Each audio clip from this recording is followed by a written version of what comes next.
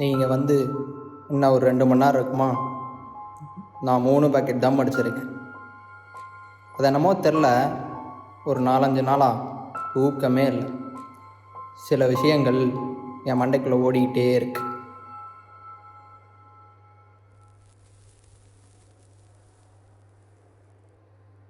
பாரு, இத்தனை வருஷமாக எவ்வளோ ஷேர் பண்ணியிருப்போம். சந்தோஷம், துக்கம்.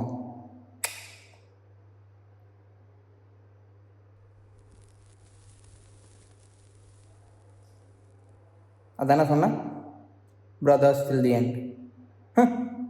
இப்போ பாரு இங்கே எப்படி இருக்கோன்னு.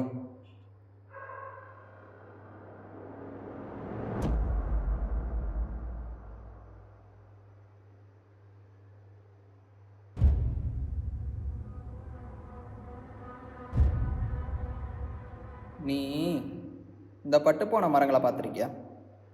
அதை மற்ற நல்ல மரங்களாக மாதிரி வலுவாக பசுமையாக இருந்து மற்றவங்கள ஏமாற்றிட்டு இருக்கும். அந்த மாதிரி நிறைய மரங்கள் இருக்குது இந்த ஊரில். நீயும் அந்த மாதிரி ஒரு மரம் தான்.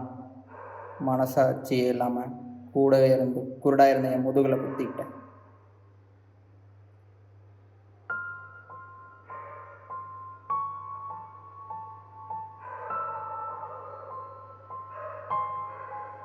நான் ஏன்டா உங்களை நினச்சி வெறுப்பாகி என் உடம்ப நானே கெடுத்துக்கணும்?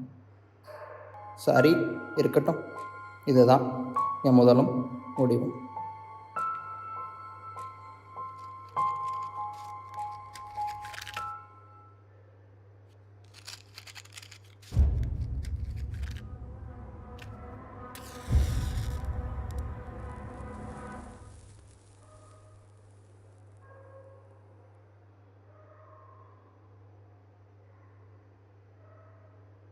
இதுலேருந்து முழுசாக என்னால் வெளியே வர முடியல.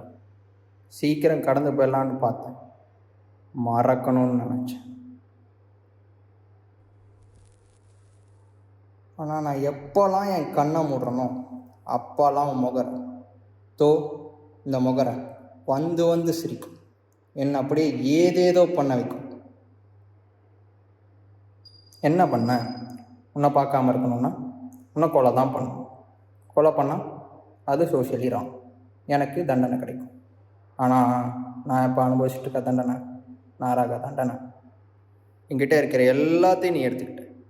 என் சந்தோஷம், என் நம்பிக்கை, என் வாழ்க்கையில் இருக்க வேண்டிய பாதையை நீ அப்படியே எடுத்துக்கிட்ட. எல்லாரும் சொல்லுவாங்க ட்ரஸ்ட் இஸ் அன்பிரேக்கபிள். மயிரில் ஒரே ஒரு சந்தேகம், ஒரு சின்ன தயக்கம், தப்பாக காதில் போன ஒரு சொல், அந்த ஒரு நொடியில் அன்பு, நம்பிக்கை எல்லாம் வெறுப்பாக மாறிடும். நட்பு இப்படி இந்த மாதிரி மாறிடும். சொல்லு, உன்னை என்ன தான் பண்ணுறது? உனக்கு நிறையா வாய்ப்பு கொடுத்தாச்சு, உன்னை மன்னிச்சு விட்டாச்சு. நீ பண்ணது எவ்வளோ பெரிய தப்பு இல்லை, பாவம். இந்த பாவம் பண்ண உயிரை எடுப்பார் யார்? யமன். அவர் சாக போகிறதுக்கு முன்னாடி கண்ணுக்கு தெரியவாராம். நல்லா பார்த்துக்க, அது நான் தான்.